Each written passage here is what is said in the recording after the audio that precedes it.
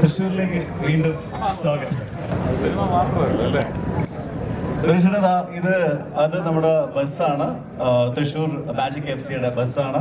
ഇതെല്ലാം തൃശ്ശൂരിന്റെ കൂടെ ഉണ്ടായിരുന്ന എല്ലാവരും കൂടെ ഉണ്ട്. കളിക്കാരെ ഏകദേശം സുരേഷേട്ടൻ പരിചയപ്പെട്ടു. ഫുട്ബോൾ കളിക്കാറുള്ള ആളല്ലേ കൊല്ലം ഫാത്തിമ കോളേജിൽ? ഫുട്ബോളും ക്രിക്കറ്റും ഉണ്ടായിരുന്നു. രണ്ടിന്റെയും പന്ത് കൊണ്ട്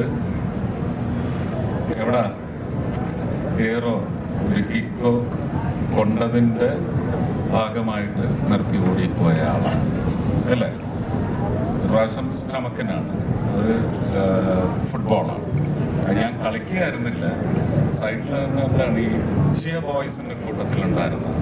പക്ഷെ ക്രിക്കറ്റ് കളിക്കുമായിരുന്നു. നല്ല സ്ഥലത്ത്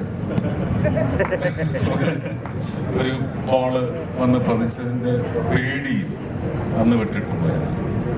എനിക്ക് ഇവിടെ ഇപ്പം എന്താ പറയാ, കലാ സാംസ്കാരിക തലസ്ഥാനമായിട്ടാണ് നമ്മൾ തൃശ്ശൂരിനെ പറയുന്നെങ്കിലും മാറ്റങ്ങൾ വന്നുകൊണ്ടിരിക്കുന്ന ഒരു സ്ഥലമാണ് തൃശ്ശൂർ.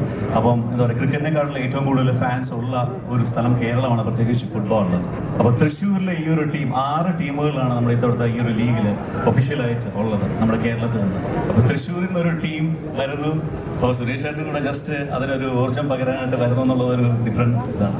തൃശ്ശൂർ അല്ലെങ്കിൽ തന്നെ ഫുട്ബോളിന്റെ ഒരു എന്താണ് ഒരു ലെജൻഡറി സ്വഭാവമുള്ള കളിക്കാരുടെ ഒക്കെ ഒരു ഗേഹമാണ്. നമ്മൾ വിക്ടർ മഞ്ഞിലയിൽ നിന്നെടുത്താൽ ആദ്യത്തെ സന്തോഷ് ട്രോഫി കേരളത്തിലേക്ക് കൊണ്ടുവരുന്ന ടീമിന്റെ ഗോൾ വലയം കാത്തു സൂക്ഷിച്ച വിക്ടർ മഞ്ഞില. ഞാൻ ഇന്നലെ അദ്ദേഹത്തിന് ഒരു എക്സലൻസിന്റെ അവാർഡ് കൊടുത്തിട്ടേ തൃശ്ശൂർ ചേംബർ ഓഫ് കോമേഴ്സ്.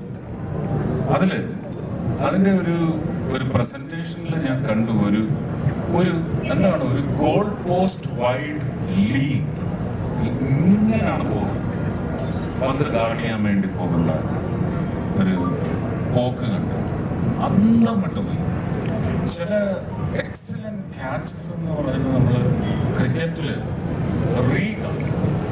അത് പിന്നെ ചരിത്രത്തിന്റെ ഭാഗമാകുമ്പോൾ ഒരു 25 വർഷം കഴിഞ്ഞ് 25 വർഷം മുമ്പുള്ള ഒരു ക്യാച്ച്, അതിന് ശേഷം ഈ ക്യാച്ച് കണ്ടിട്ടില്ല, അത് കണ്ടത് ഇപ്പോഴാണെന്ന് പറഞ്ഞ് ഇപ്പോഴത്തെ ന്യൂ ജെൻ ക്രിക്കറ്ററുടെ ഒരു ക്യാച്ചുമായിട്ട് തട്ടിച്ച് നോക്കുമ്പോൾ ഇത് മികവുറ്റ ക്യാച്ചായിരിക്കും.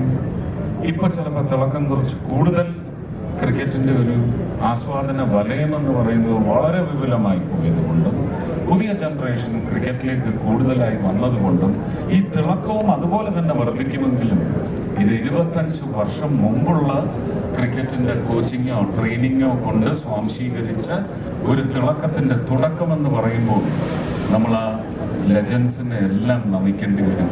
അതുപോലെ തന്നെ തൃശ്ശൂരിൽ എന്ത് ഗ്ലോറി വന്നാലും ഫുട്ബോളിന്റെ പേരിൽ നമുക്ക് വിക്ടർ മഞ്ഞില് തുടങ്ങി IM വിജയൻ പോലെയുള്ള ഫുട്ബോൾ രത്നങ്ങളെ നമ്മൾ പ്രണയിച്ചേ മതിയാവും, നമിച്ചേ മതിയാവും.